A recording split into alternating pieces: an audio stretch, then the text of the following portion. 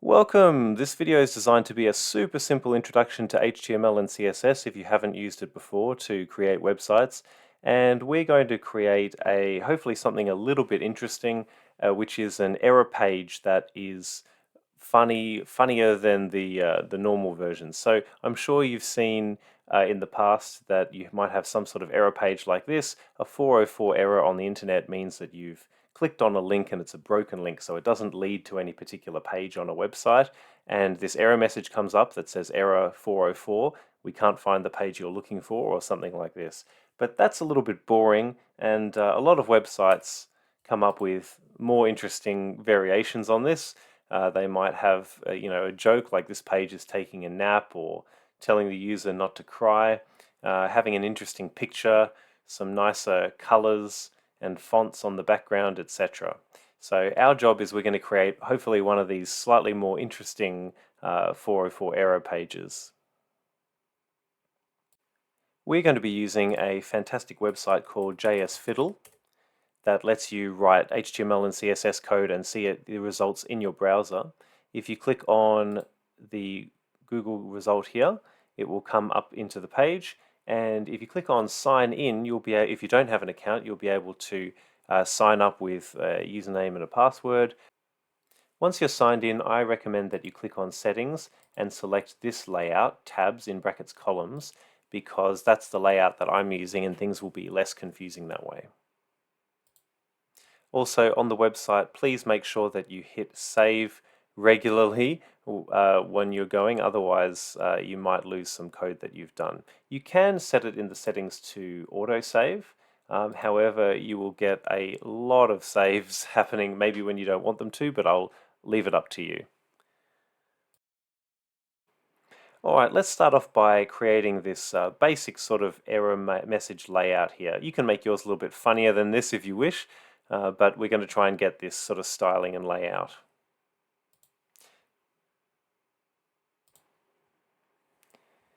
So on the left hand side here, you'll notice that there are 3 tabs.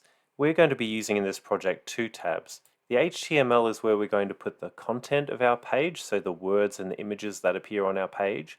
And the CSS is going to be where we write codes for the style, so the colors and the layout and where things appear, etc. So let's start with the content of our page on the HTML. So I'm just going to type in, for a start, my text, and I'll say error 404, and then I'll say we couldn't find the page you are looking for. Now you are welcome to go and have a look through on the internet at some funny 404 messages, and maybe hopefully use those as ideas to create your own funny message. That would be the best thing to do. But I'm just going to start with the boring version for a start here. If I hit save, it actually auto runs here, but if it doesn't run, you can hit run as well. And you can see that our first version of the page here, it just comes up and says everything next to each other in tiny little letters on the top left corner in black and white there. Now that doesn't look great, and in fact it looks like what things sort of looked like in very early web pages in the early 90s. Things sort of looked like this, but over time we've created ways of making them look better. One of the ways of making them look better is we can put what we call tags around this text to tell the browser what kind of text it is. So for example, the heading 404, sorry, the error 404 here is actually a heading. So if I use these triangle little brackets here where you hold shift, and it's probably the comma key on your keyboard, so you've got these little triangle brackets, and if I write H1, and then on the other side I have to close the tag, so I enclose the heading here, and I say /H1, oops, it will automatically do some of this stuff for you, so you have to be a bit careful sometimes. Now, just to be clear, me hitting space does nothing there. I'm just making it a bit clearer what we're doing. So if I enclose the 404 in heading tags, now the page knows to make it bigger and it knows to put it on its own line. And already that's looking a little bit better. Now there's H1, H2 is like a smaller heading, H3 is a smaller heading, all the way down to H6, which is a very small type of heading. So I've just chosen the largest, biggest, baddest heading there, and we'll start with that. Now this is normal text, and we might call that a paragraph, and there's a thing called a p paragraph tag here. Now you can see JSFiddle automatically made a closing paragraph tag, so I'm just going to Control X and Control V. I might tab that in a little bit. Things inside tags like this we usually tab in unless it's all on one line. And now if I hit run, that didn't actually change anything because the paragraph behaves very similar to just plain text. However, it's very useful to put it in these tags because then we can style the tags in the CSS. So already that is an improvement, and that's as much as we can do so far on the content side of things. Let's go and work on some of the style side of things. If I click on CSS, I can write code for the style. Now this is actually an entire different little language that we use called CSS, stands for Cascading Style Sheets, and I want to show you how the basics of it work.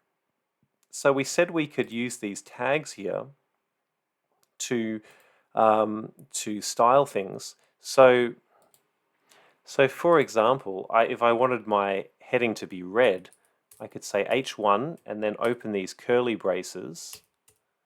And then when I hit enter, you'll notice that it closes a curly brace.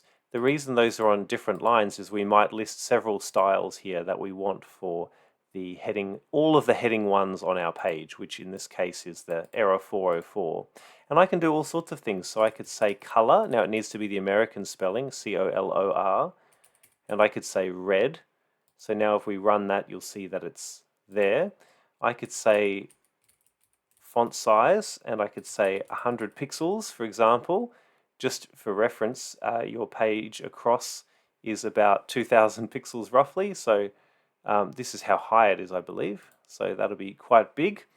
And I could also do a font family, which is it's basically what you'd say the font is in a Google Docs or something like this. And today we're just going to talk about the 4 basic types of fonts.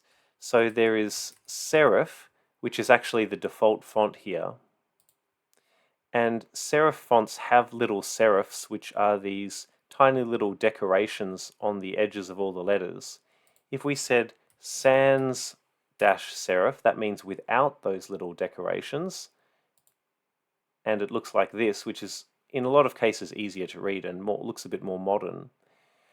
And there are 2 more fonts we'll talk about. One is monospace, which is used for programming a lot, where every letter is exactly the same width. And you can see this is actually a monospace font over here, and it's good for lining up letters because every letter is the same width. But in reality, it probably doesn't look that great, although it does look a little bit robotic and futuristic, so maybe you might like to go with that. And another one is the last one we're going to talk about is cursive. And cursive will be more of a handwritten font, and it looks here like it's probably Comic Sans. So these are, like I said, we talk about font families. There are lots of fonts for each of these families. So there are lots of cursive fonts, lots of monospace fonts, etc. And in other tutorials I'll show you about those. But for this one I'd like you to just choose one of those 4 types of fonts. I think I'm going to have a cartoon image later, so I'll probably stick with cursive. Now, just to explain something, I know we have an H1 tag here and a P tag here, but surrounding all of this is actually, you can't see it on JSFiddle, but there's a tag, there's a tag called body, and all of this stuff is inside the body of the page. So the body of the web page, like I said, on JSFiddle it's invisible, but the body of the web page affects the whole, everything that you can see on the page there. So I think actually we are going to make these changes in body. I'll take out the red because I don't want that. And anything that you write in the body will cascade down through all of the other elements. That's why it's called cascading style sheets. So if I say font family cursive in the body, the heading and the paragraph are inside the body, so they will all suddenly become cursive font. Okay, so I'm going to put some things in the body here. So for a start, we'll put the font family, which I'm going to do cursive. And I also want the text to be aligned in the middle, so I'll say text align center, C-E-N-T-E-R, American spelling. Otherwise it won't work. And now you'll see that my error message is in the middle of the page here, which is looking a lot better.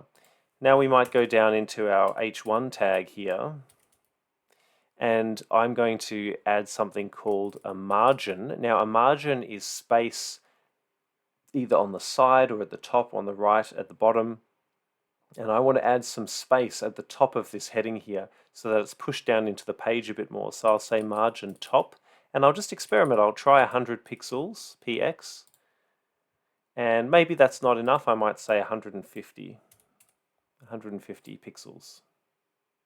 Yep, there we go. Okay, so my error 404 is now in the middle of the page here, and that's my basic error message, but I could probably make it look a little bit better with a little bit more styling. So the final thing actually from our example before was we had a background color. So on the body here you could say background color. Remember, if we just did color, that was the text color. But if we said background color, and I could type in, for example, blue, and the back of my page would become blue. Now, those sorts of colors tend not to look very good. So what we can do is go and get maybe more of a washed out, desaturated kind of color, and we can do that by going to Color Picker on Google. So I just Googled Color Picker here, and for mine, I think I just want a bit of a sort of a light creamy color. So I might go to yellow and then select over here this sort of very light and also desaturated. So saturated means it has all of the hue, all of the color in it, and as you go to the left here it becomes more and more towards just white, so, or black down here. So I might just put a little bit of a desaturated color. I would say for a background, always go for colors that don't jump out, that aren't particularly bold, because you don't want them to override or take your eye away from what's on the page. So I'm going to go for a bit of an off-white here. So I'll just copy this hex code down here, and I can just paste it in there. Make sure I've got the little hash symbol there. And then when I hit save, you'll notice that this is now the attention is back on the error message, but we still have a bit of background color, which looks a bit better. All right, so the thing that really makes these error messages pop off the screen is having a picture that goes along with it. So let's do that now. A picture is content, so we're back in the HTML tab here, and I'm going to put mine at the bottom, although some of those examples had them above or in between, but I'm going to put mine underneath, so I'll put it here. And the tag we want for a picture is imj for image. Now there's no closing image tag like this, because these tags have closing tags because text goes between them. But an image, you're just putting an image down. But we will be writing something inside the tag, because if I just hit save here, nothing's going to happen because we haven't told the computer which image to get or what image to get. Now you can, if you're making your own website, you could do it on a file on your computer, but for us, for this practice project, we're just going to link to an image on the internet. And obviously if you're publishing something, you should worry about copyright, but this is just a little practice activity for us. So it's not so important in this case. So I'm going to go onto the internet and find an image. And I've just done an image search for confused here. Now, to make this look really good, I would like to find an image that doesn't have a background, because I don't want a big square block of color behind the picture. So I want one with a transparent background. So I'm going to go to Tools and Transparent here. And hopefully when we click on these, like this one for example, when it loads you'll see this checkerboard pattern, which means that our background from our page will come through. Now again, I've typed in confused, but if you're doing an animal themed one or something else, you can do a much more specific search term, like if you're doing a lion that's coming to eat your page or something like that. But I'm going to stick with confused. I'm going to make the example here a little bit boring. This looks kind of cool, but again, this is actually not transparent on the background, so I won't choose this one.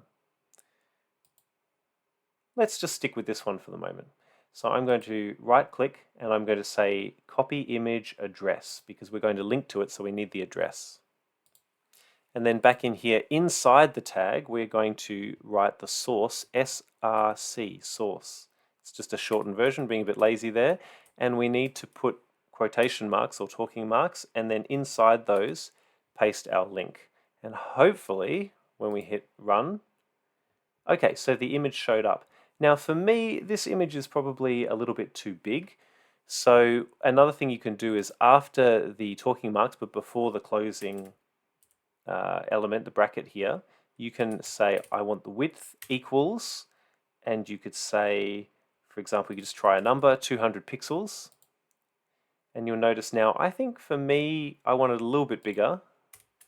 I'll try 260. Yeah, I think that works well. I might actually go and make that text just a tiny bit bigger there. So I might say for my H1 text, I can say font size, and I might say 60 pixels. A little bit better. And then also underneath the paragraph here, you don't have to do this, I'm just making some adjustments here. I might say the margin bottom is 30 pixels, just so I'm, oops, let's try 90 pixels. There we go. So the reason it didn't change before is that there's often some hidden margin there already that the browser just puts in. So you'd actually have to say more than what the browser was putting in to make a change there. And I could actually make my paragraph text a little bit bigger as well. Oops. I think the default size is 18 pixels, so I might just say 26 pixels. Yeah, I'm happy with that as my page. So you should go and have a play around with it. You should go and change the colors, background colors, choose one of those different fonts, choose where your picture goes, etc., etc. The final thing is just a little bit of an extension that you don't have to do, but you might have noticed that often buttons will have these website pages will have a go back button. So in the HTML here, you could add a button like this, and you could say go back, and then when we hit save, you'll notice there's a go back button down here. Now that go back button does not match the styles here at all. However, you could just experiment, with, for example, things like the border, and I'll just write here how you might do that. So you might say 3 pixels solid red, and you could actually do the background color, the color of the text, the size of the text, all those sorts of things. So if you'd like to have a play around with the go back button, you could try putting some margin in on the left or the top. Have a play if you would like to. Otherwise, don't forget to hit save. And if you click set as base, you'll notice up the top that you get the simplest possible URL, and that will be the URL to your website that you've created.